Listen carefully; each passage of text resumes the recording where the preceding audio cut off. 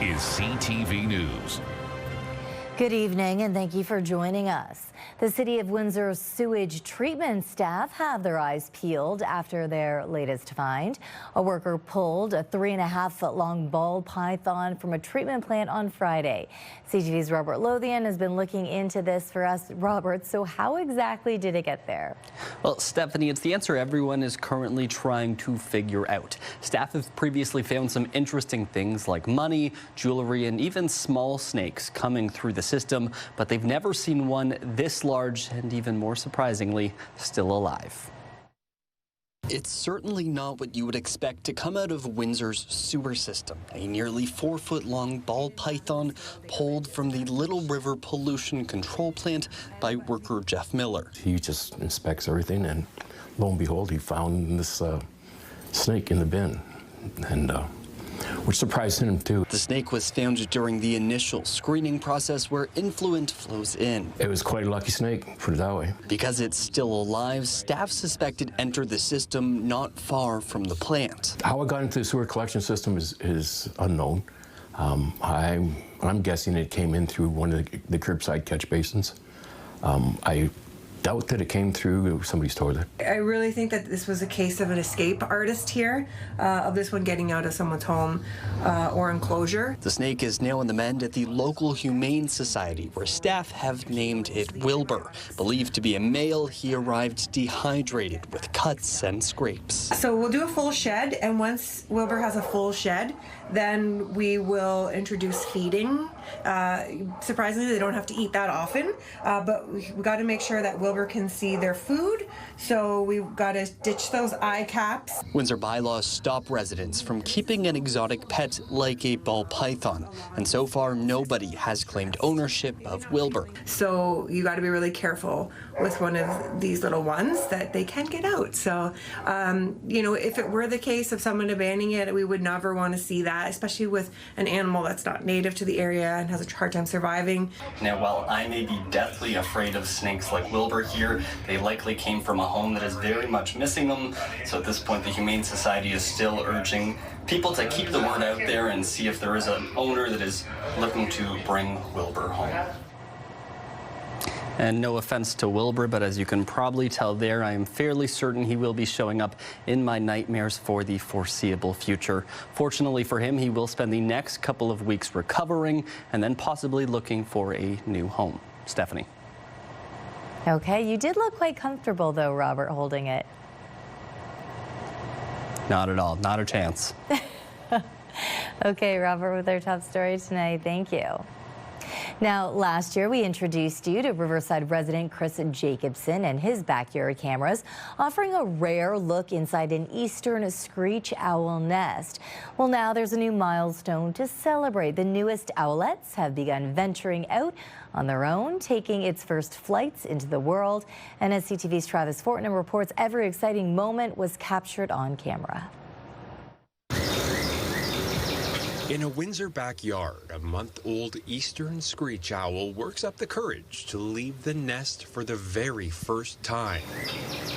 A monumental step in an owlet's life, one its sibling took earlier this same spring morning. Now it's taking in the world from a nearby branch. Their departure all caught on cameras set up throughout Chris Jacobson's backyard. I don't think I ever saw an owl before this started, and now I kind of live in the owl house all winter and all through the spring. It's like I'm there. Jacobson built his first backyard owl house 8 years ago after noticing the birds seemed to love the neighborhood. The cameras came a few years later. To see exactly what they go through and how they raise their young it's pretty touching.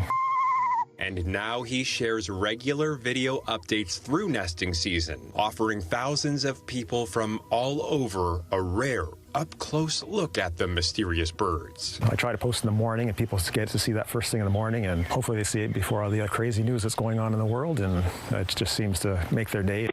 Jacobson says a female owl typically moves into the house in the fall, spending the winter there. Mating season begins in late February. This year, 4 owlets hatched in early May. This one's already left the nest, becoming the 16th young owl to fledge from Jacobson's backyard since he put up that first owl house. with this little guy getting ready to be the 17th, and 2 more still waiting inside. And then by fall, we'll have another adult here, and it'll start all over again. For Jacobson, the project has become more than a hobby. It fills his days in retirement, connects him with people across North America, and gives others a chance to start their day with a little wildlife wonder. Travis Fortnam, CTV News. In other news, as communities across Canada mark National Accessibility Week, a Wheatley woman is raising concerns about employees using accessible parking spaces at a Leamington gas station. CTV's Chris Campbell explains. You know, they're not just a gas bar, it's like a variety store. Joni LaRiviere says she first noticed vehicles regularly parked in the accessible spot outside the mobile gas station on Talbot Street East while stopping at the store. She later learned the vehicles belonged to employees. Well, I was trying to come into the store to get a pop and a snack and noticed that somebody was in the accessible parking spot. And when I drive by every day, I've noticed vehicles parked in that spot. And when I learned that it was employees, I went to talk to the store about it. LaRiviere says she has spent months raising concerns with the store, corporate representatives, police, and municipal bylaw officials, but says she has yet to see a resolution. That's very rude. Like, unless you actually have an impairment and a permit to actually be legal to park there, you shouldn't be parking there. While gathering video for this story, CTV News observed what appeared to be an employee vehicle parking in the designated accessible parking space. A person was seen entering the business through an employee entrance before later returning and moving the vehicle to another parking space. In a statement, the municipality of Leamington says accessible parking spaces are essential for residents and visitors with disabilities, and that concerns regarding their misuse are taken seriously. The municipality also confirms it is aware of the complaint and is investigating the matter, but says it cannot give comment further while the investigation is ongoing. They did add that residents who have concerns regarding the misuse of an accessible parking space may report the matter to the municipality's Bylaw Enforcement Division or the OPP. For LaRiviere, the issue is about accessibility. When I'm having bad days and have a hard time with walking and distance, that accessible parking spot really means the big difference to me. LaRiviere says accessible spaces should remain available for customers who rely on them. I want them to know that it's not okay.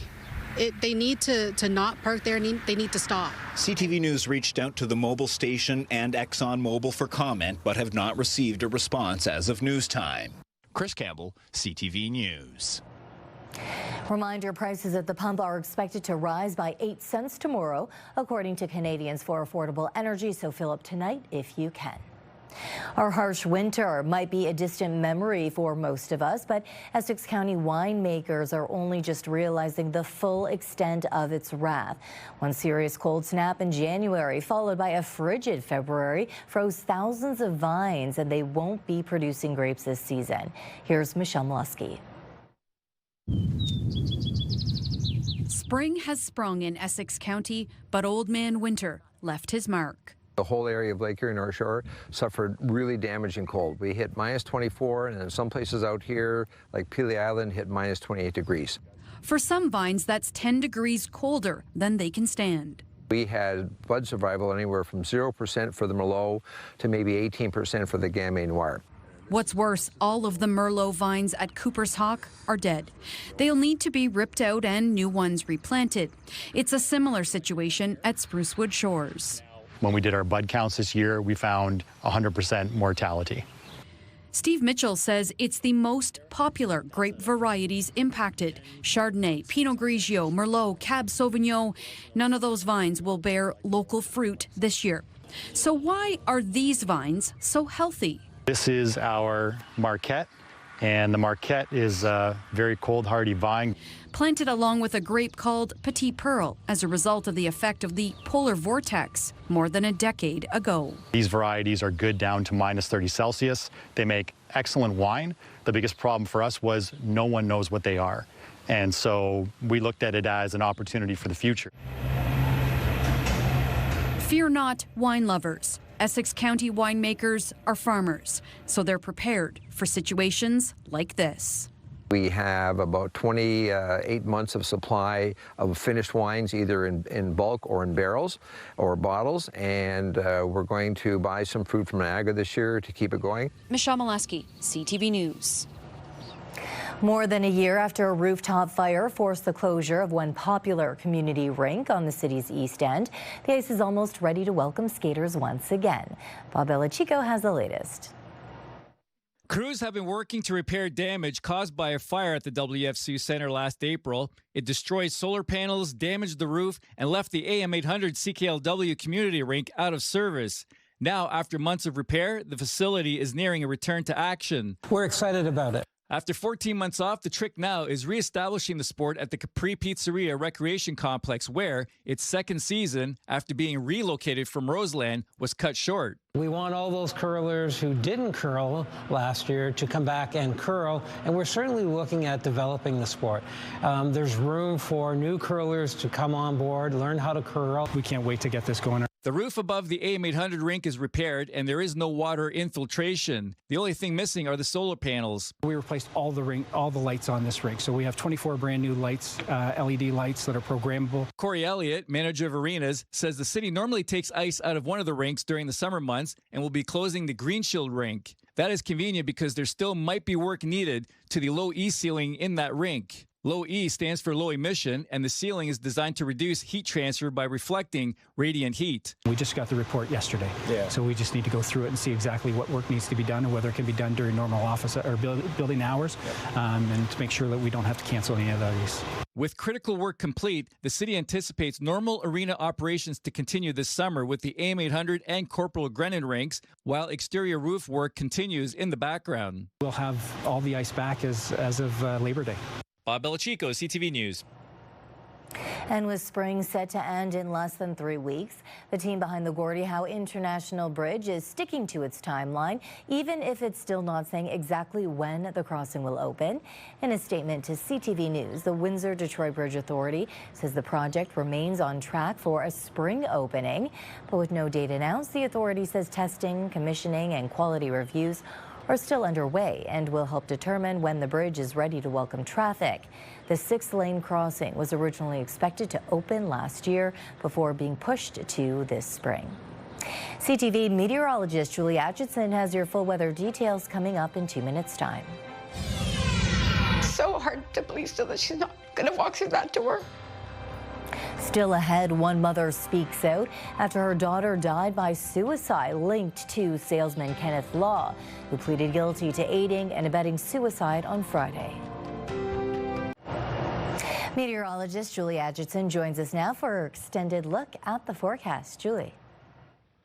Thanks so much, Stephanie. It was a banner day across the area. The daytime high hitting 25 degrees, coming in close to where we should be for this time of year, but low humidity. It's rare in Windsor that we see days like this and back-to-back days with lots of sunshine and comfortable conditions. This forecast has delivered some outstanding weather. That continues into tomorrow. We do have another beautiful day on the way, and the sunshine and dry conditions will hold until Friday. Overnight, clear, comfortable. Winds will be light and variable. Temperature will dip down about 10 degrees in the city, and as we head to the outlying counties and rural areas, 8 to 9. As we look across the Great Lakes, high pressure firmly in control. We are under this upper level pattern that's been blocked up, and that's meant much of the same. So just days of sunshine and dry conditions. We've been without the humidity, as I mentioned. It's going to slowly creep in, but we should be pretty good until Thursday, Friday, and that's when you'll really start to notice a major change. So as we take a look at the Great Lakes tonight, you can see skies are beautiful and clear.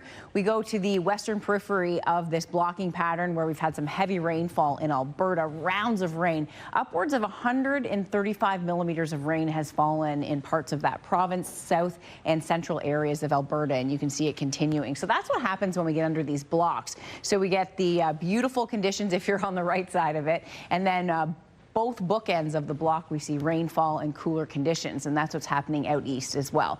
As we head into tomorrow, maintaining our stronghold with beautiful conditions and sunshine, but you can start to see the cloud cover and the rainfall off to the northwest. This is indicating that the block is starting to break down, and that means that conditions will change. We'll start to see a southerly flow, the winds will be shifting, and that will usher in the warmer temperatures. So as we head into your Wednesday afternoon, 27 degrees, heating up, a bit warmer than it was out there today. We'll hit 30 degrees as we roll into your Thursday. Mainly sunny on Friday and 30. You can see this is going to get hot. It'll start to feel like the mid-30s. Heading into your Saturday, a chance for showers. We'll be looking for rain. It's been extremely dry, and we've put so many of these days back to back.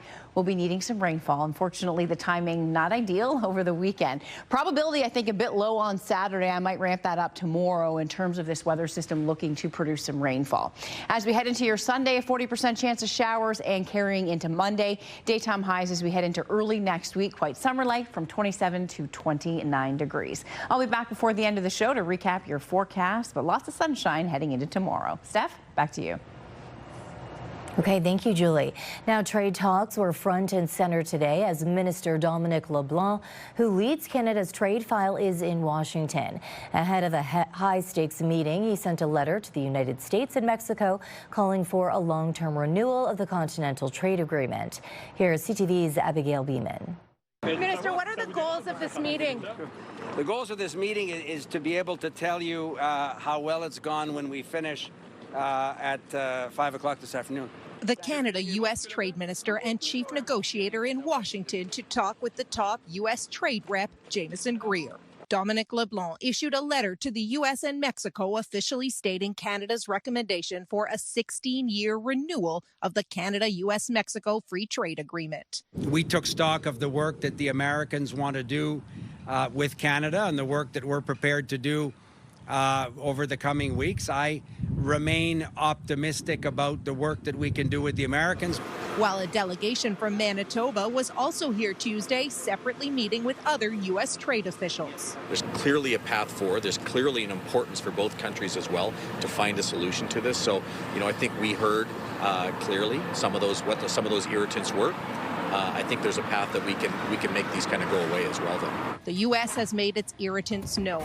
The booze ban, supply management, and the Online Streaming Act high on the list, with one source today quoting frustration from U.S. officials who said dealing with Canada has been a roller coaster. He seems to go and socialize and come back empty-handed while the Mexicans have been in formal negotiations, eating our lunch for the last 6 months. I am concerned that Mr. LeBlanc goes down at a time when Mark Carney has led us into the only recession in the G7. The Prime Minister, meanwhile, tried to downplay the idea Mexico is further ahead in talks. There's a series of issues, technical issues that they have with Mexico, they have with us, which is why there's a bifurcated discussion. So 30 issues or so with us, more than almost 60, I think, with Mexico at current count. And so we're working through a series of those issues. Mexico has already wrapped up one round of trade talks with the U.S. with 2 more set, leaving many worried about where that leaves Canada ahead of a July 1st deadline. Abigail Beeman, CTV News, Washington. And this comes as the U.S. president has found a new reason to revive his 51st date rhetoric. The news that Canada is in a technical recession. Here's CTV's Rachel Aiello. The U.S. president is at it again, taking to Truth Social last night to call Canada the 51st state. A message amplified this morning by the American ambassador to Canada. Prime Minister Mark Carney said despite the rhetoric, it's an administration Canada has to work with. We take the administration as it is and are working together in a number of areas. Canada strong. This less than a week after Carney said a strong Canada would help make America great again. And that line was one U.S. Ambassador Pete Hoekstra said was worth repeating. Asked what he makes of Donald Trump using recession talk to revive the annexation taunt, Pierre Poilievre called it ridiculous. We have to make sure that we don't allow ridiculous comments like that to distract us from the very real suffering that Canadians are experiencing. The regret that Mr. Carney has created this weakness going into formal negotiations. Ontario Premier Doug Ford also pushed back, while noting Ontario created 380% more jobs than the U.S. per capita in April. Yeah, here he goes again. Here goes President Trump again, 51st state. I get tired of that guy. These Canadians weren't worried about the U.S. trying to use our economic slowdown as leverage. We got lots of opportunities here. We are a country with minerals. We are a country with professionals. Canadians will have none of it. Does Trump even know what leverage is? This is not just Canada that's experiencing the economic issues. It's a worldwide thing. While the Canadians we spoke to didn't express the same concerns, today the opposition called on Carney to present a plan to reverse the recession so that Canada can go into this summer's trade talks in a better economic position. Rachel Aiello, CTV News, Ottawa.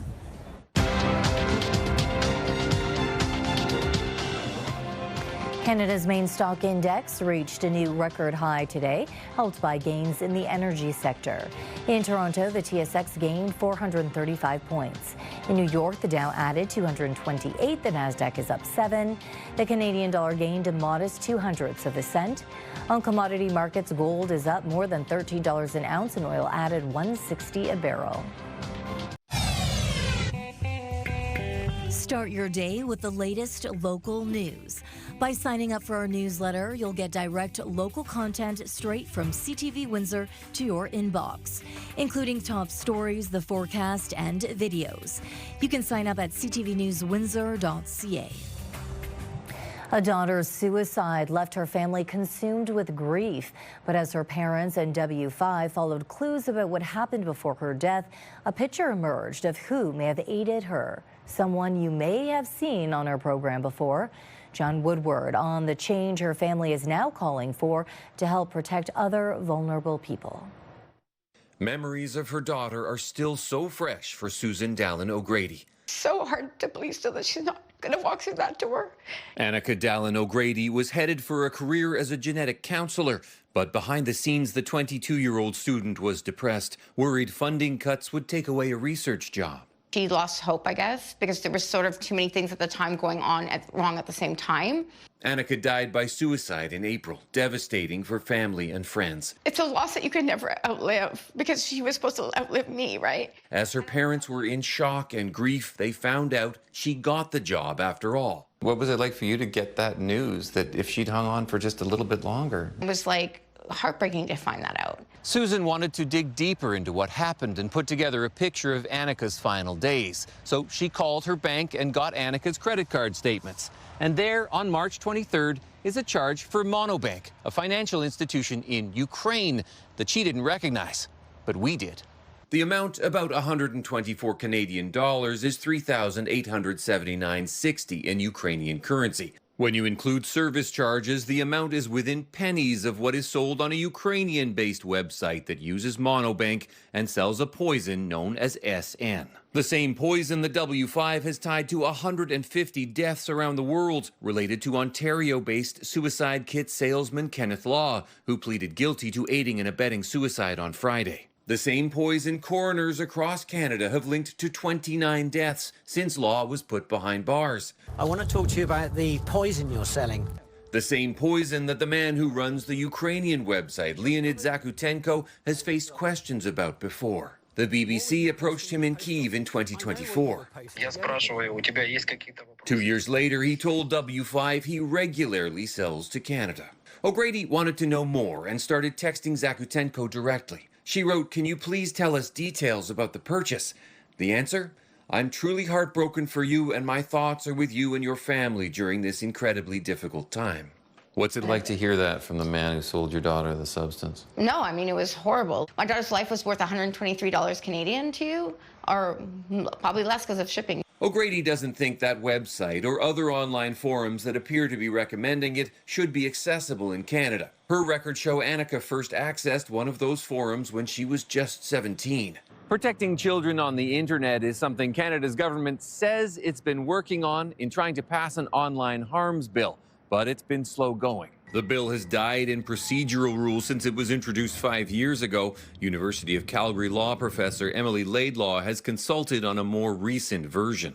That's the intention of the bill, is that it would make things better and potentially avoid what happened to that girl. Then on Monday, a surprise development. Zakutenko's website was taken down. It's not clear if he's trying to sell through other means. O'Grady wants certainty he's out of business. But in the meantime, she has a message for parents. Even if someone hears the story and talks to their kid and to say, how's it going? And please know that people want to help you. Trust me, people really want to help you. Then it's worth it. Hoping more deaths can be prevented while these deadly products are still for sale.